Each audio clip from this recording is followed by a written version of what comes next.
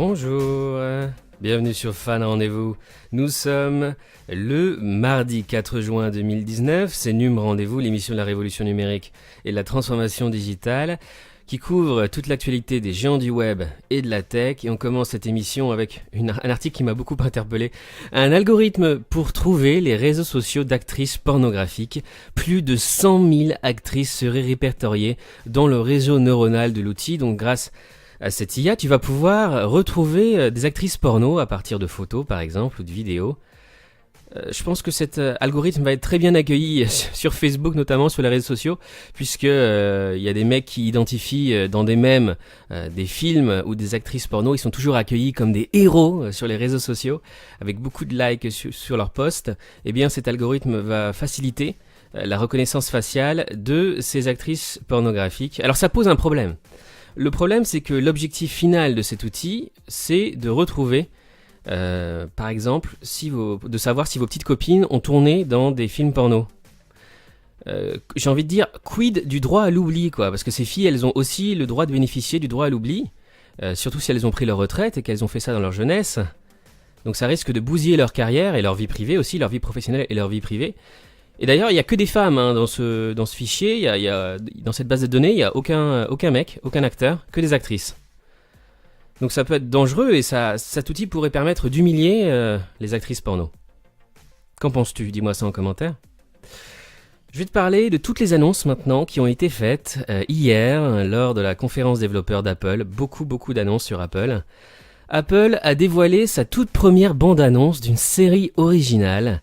Je t'en parle parce que c'est la première fois que ça se passe, c'est la première fois qu'Apple montre une bande-annonce d'une série originale qui sera exclusivement diffusée sur sa plateforme Apple TV+. C'est la série For All Mankind, créée par Ronald D. Moore, qui a fait Star Trek et Battlestar Galactica, qui a été montrée au début de conférence. Il s'agira d'une série exclusive sur Apple TV+, la plateforme de vidéo à la demande, de streaming par abonnement, qui arrive à l'automne 2019 outre-Atlantique. En France, on va devoir encore attendre quelques mois, mais ça va arriver à la rentrée là 2019, comme Disney+, qui va arriver en novembre 2019 aux États-Unis et plus tard en France.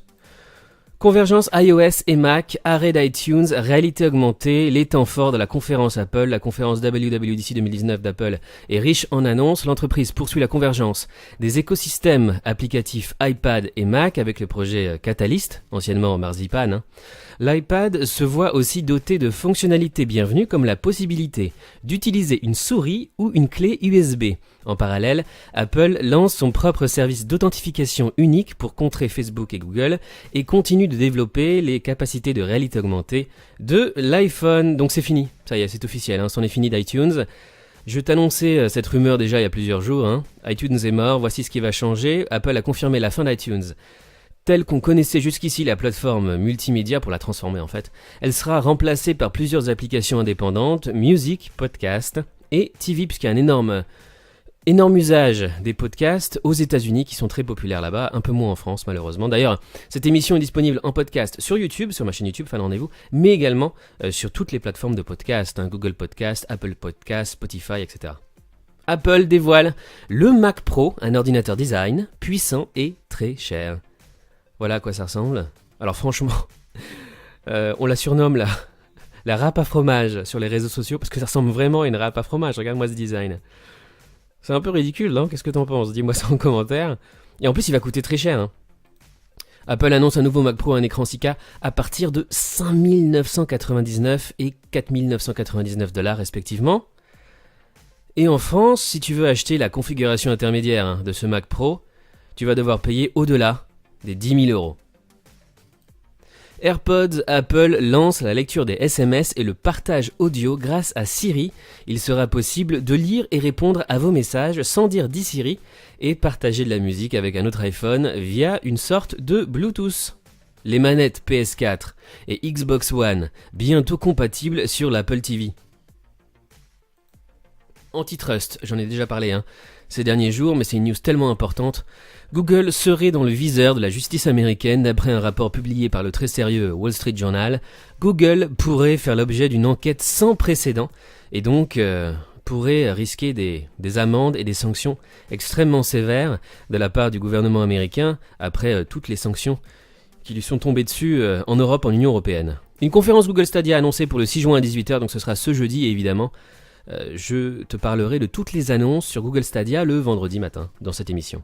Face au problème de pédophilie, YouTube, qui appartient à Google, ne répond plus de rien. YouTube ne va pas arrêter de recommander des vidéos avec des enfants, avec des mineurs, malgré les différents rapports alarmants des problèmes de prédateurs sexuels. Il y a beaucoup de pédophiles sur YouTube qui laissent des commentaires et des messages à des enfants sur la plateforme, et donc YouTube va continuer à recommander les vidéos avec les enfants. YouTube, 15 mois de prison pour avoir donné des Oreos au dentifrice à un sans-abri, le pauvre sans-abri qui a vomi, qui a été humilié par ce youtubeur espagnol qui est assez connu en Espagne. Il a été condamné à 15 mois de prison avec sursis et 20 000 euros d'amende, et puis surtout, la justice espagnole l'a condamné à fermer sa chaîne YouTube et ses réseaux sociaux pendant au moins 5 ans. Malheureusement, il y a beaucoup on appelle ça des pranks, des blagues, des prankers sur YouTube, et ça fait le buzz et ça fonctionne,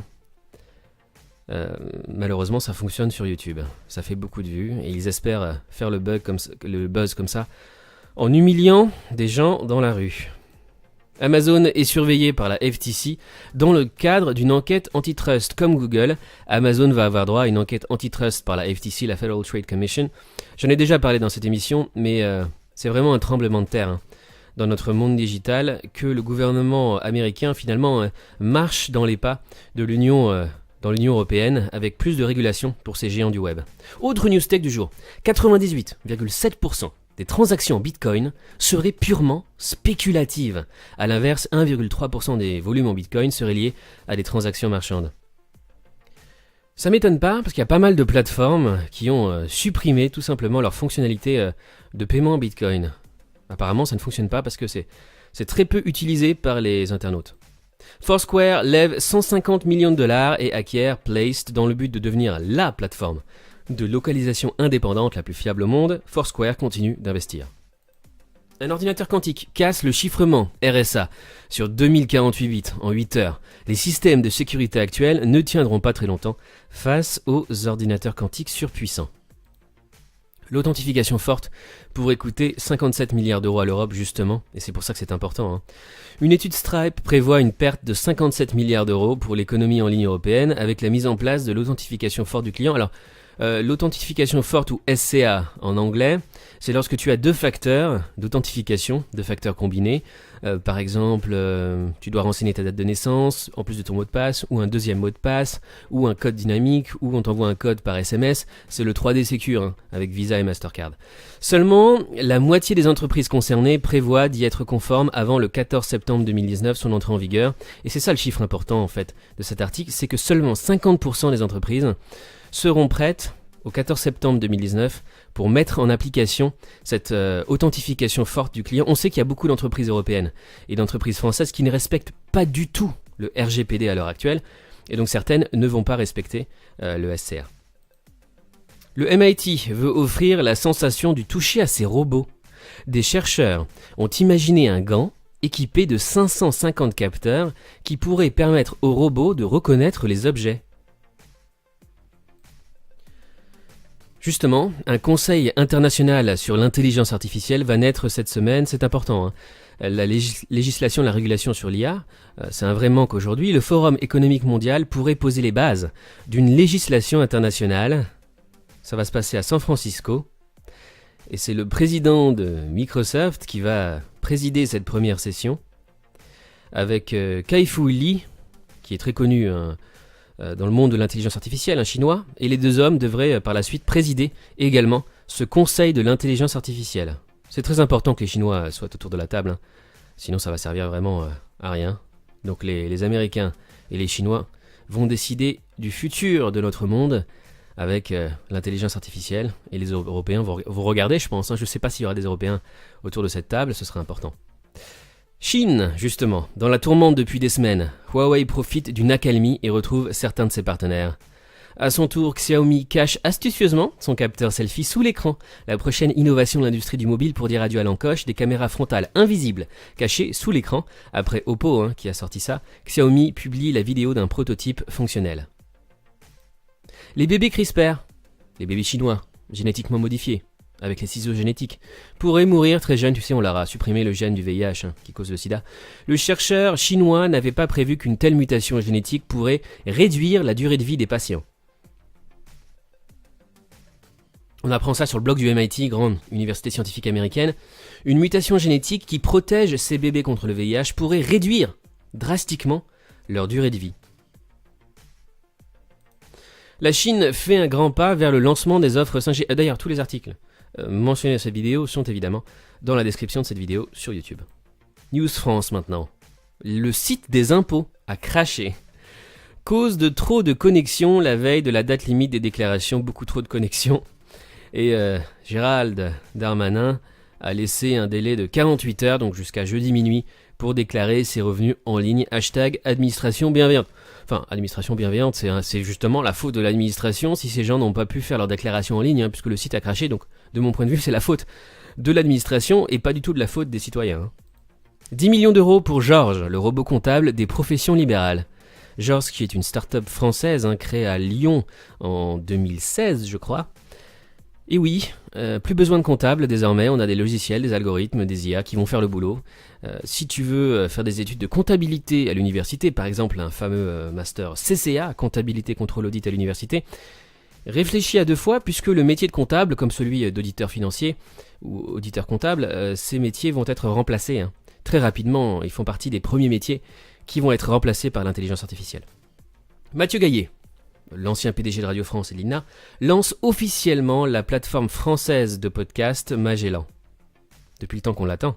Et on termine par un point culture geek. Netflix s'allie avec les frères Russo, les réalisateurs d'Avengers Infinity War, Avengers Endgame et de plein de films Marvel du MCU, pour une série Magic the Gathering. Donc Netflix va s'allier avec les frères Russo pour cette série culte, Magic. Magic, c'est le jeu de cartes, tu sais, le jeu de cartes culte de toute une génération. Qui devrait arriver en série sur Netflix. Jurassic World 3 va-t-il réunir les premiers acteurs de Jurassic Park, les acteurs de la trilogie originale de Jurassic Park au casting de Jurassic World 3 en 2021? Une actrice lâche le morceau. Et enfin, j'aimerais terminer cette émission par un événement qui aura lieu le 13 juin prochain de 8h30 à 11h30, organisé par l'Axel, le hub de la transformation digitale, en partenariat avec Talentsoft, la culture collaborative au service du business, apparemment, selon Vincent Monté, le directeur du MBA Digital Marketing and Business de l'EFAP et du Hub Institute. Il reste des places, donc allez-y, inscrivez-vous. Ce sera le 13 juin. Vous pouvez aller sur le site de l'Axel pour vous inscrire. C'est tout pour aujourd'hui, merci d'avoir regardé NUM Rendez-vous, cette émission qui revient en test de façon quotidienne, en fonction du nombre de vues, et puis si ça marche pas, eh bien, elle reviendra au format hebdomadaire. Si tu as aimé cette émission, n'oublie pas de laisser un pouce en l'air, s'il te plaît, de commenter, de la partager, ça permet de lui donner plus de visibilité. Merci beaucoup, je te souhaite une très très belle journée, et on se retrouve demain. Salut!